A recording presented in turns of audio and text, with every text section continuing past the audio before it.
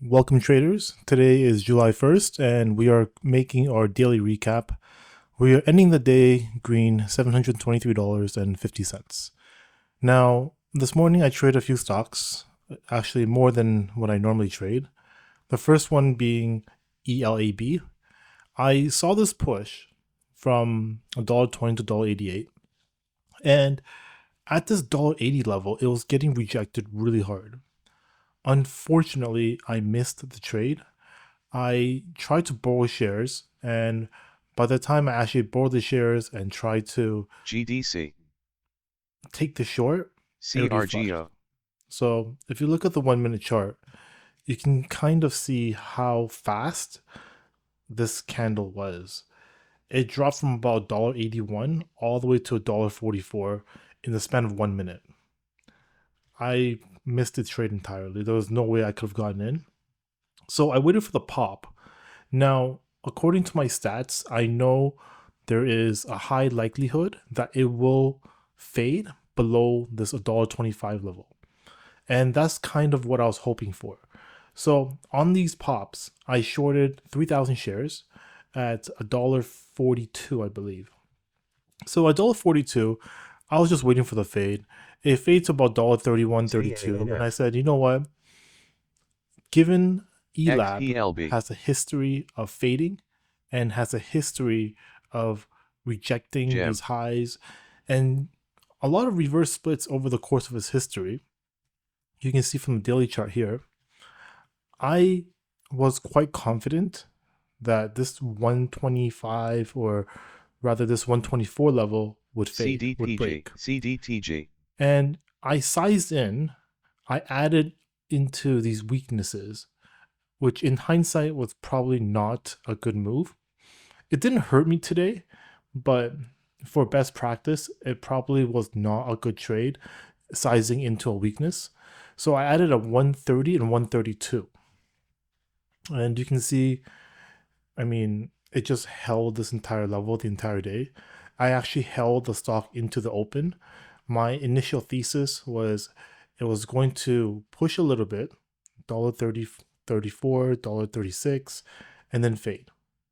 So it didn't do that. It kind of chopped around the entire day. Even pushed to high as of $1.40. I wasn't too worried, but it was definitely a frustrating stock to hold. And this breakdown here from $1.29 to $1.23, I missed the entire move. It was really, really frustrating, but I completely missed it. I had orders, but they were below the 123 and they didn't get filled. So after that, it came back to 127, 126, 127, and I was looking for it to retest the 123. So when it didn't do that, on these pops here, I just exited my entire position. My average exit was 129. My last exit was 131 at the top of this candle. This was more of a frustration exit. I just didn't want to hold it. I only had 1,000 shares left, and I didn't want to hold it any longer. It was really slow. It was really frustrating. You can see all the algo trades. 15. Usually they ping the exchange to see what the liquidity is at or if these orders are even real. But anyways, that was my trade. I made about 400 bucks. It was a really, really long trade. Sometimes you just have to win ugly. I really had to grind this one out. I would have preferred not to trade this or just exit in the morning. CABR, But I really believed it was going to break the $1.20. OXBO, Looking at this stock, I knew the levels. Let me see. So $1.24 was support. I was hoping it can get to $1.18, $1.20. Now it probably still will fade to that level, but I'm already out.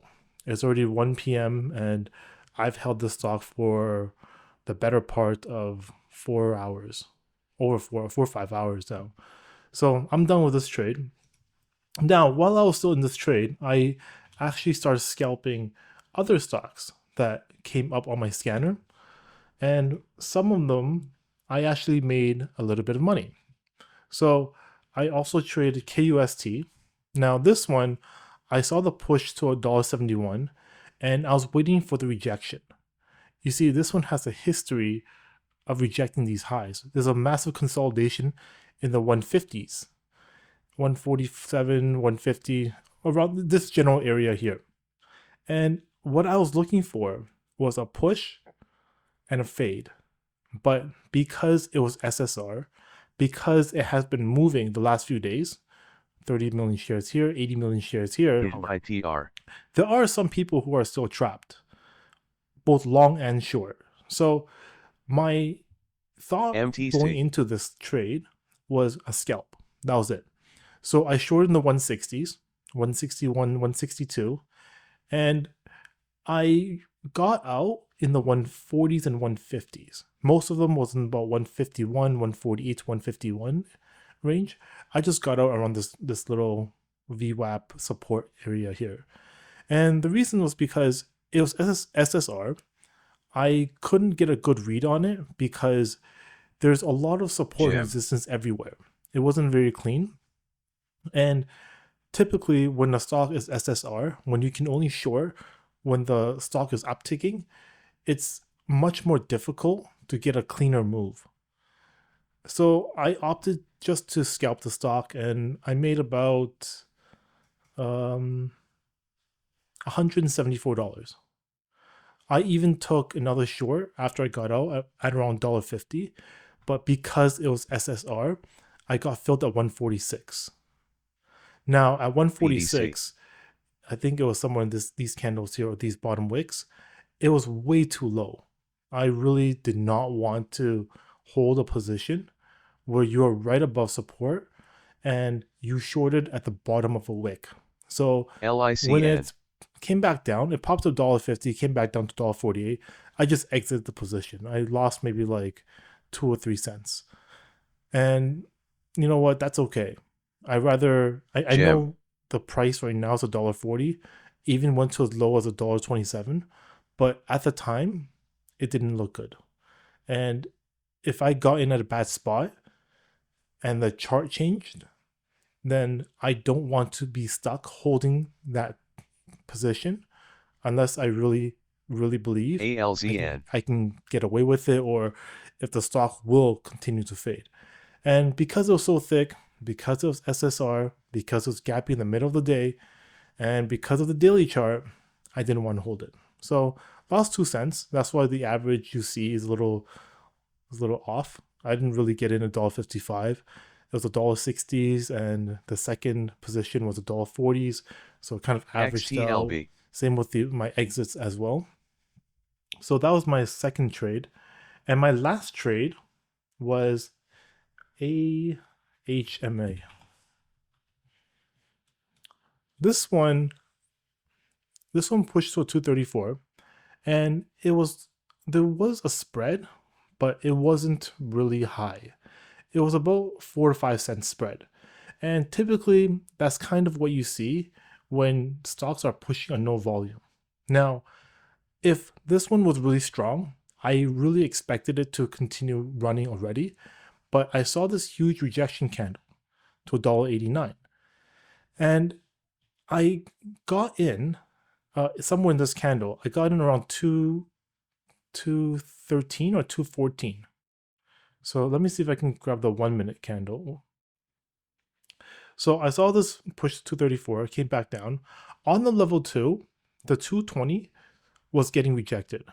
It wasn't a clean 220, it was like 218, and the ask was around 224. But there was a spread, but it was getting rejected.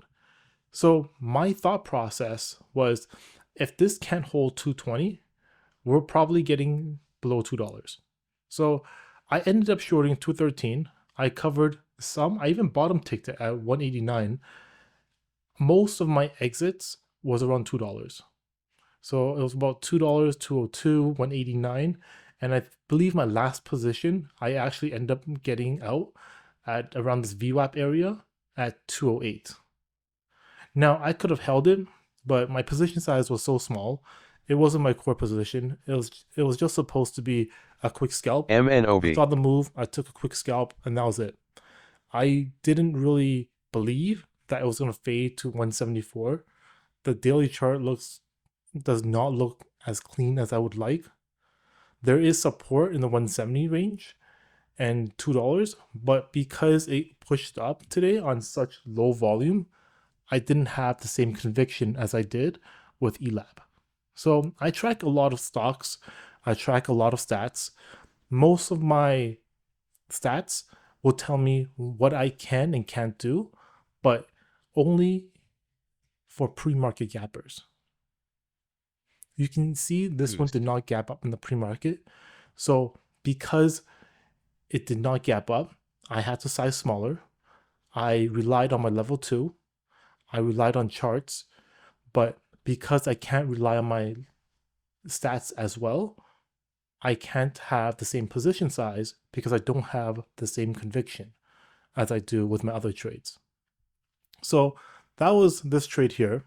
And while I was waiting for ELAB to kind of decide what it wanted to do, I took a few scalps, made $150 on AHMA. Both of these stocks, they went up today on no news. Typically, when they move on no news, there is no real catalyst to drive it further. So you do have some advantage, but I mean, stocks are, especially penny stocks, are so volatile, they could be moving for any number of reasons. So today I saw the failed push, I shorted into it, scalped 2 other stocks, and I walked away with $723.50. I gave some money back, especially on ELAB. This was my core position. I really wished I had my orders set because I would have been able to get out in this range. But because I didn't, I think my average exit was about $1.29. So $1.29 is not bad, but this one was just so hard and grinding that it was really hard to trade. After this initial fade, it was just not what I expected. And that's kind of the story with penny stocks sometimes. They either move really fast, or once they find a consolidation level, they'll just hold on to it. It's not like there's no liquidity either. Like you look at ELAB versus AHMA, like AHMA has a 14-cent spread right now. And my average exit for AHMA was $2.01. Right? Meanwhile, ELAB has, this is about 10,000 shares, this is about 5,000 shares, and I'm pretty sure you can probably get a lot more with your size, but I mean, it's just not moving. So that's my daily recap. We are green today, sitting at Best bluff. $723.50 for July, the start of the month. So we are off to a good start, and hopefully we can continue this momentum. And yeah, I guess that's it, guys. So thank you for listening. I hope you guys enjoy the video, and I'll see you guys in the next one.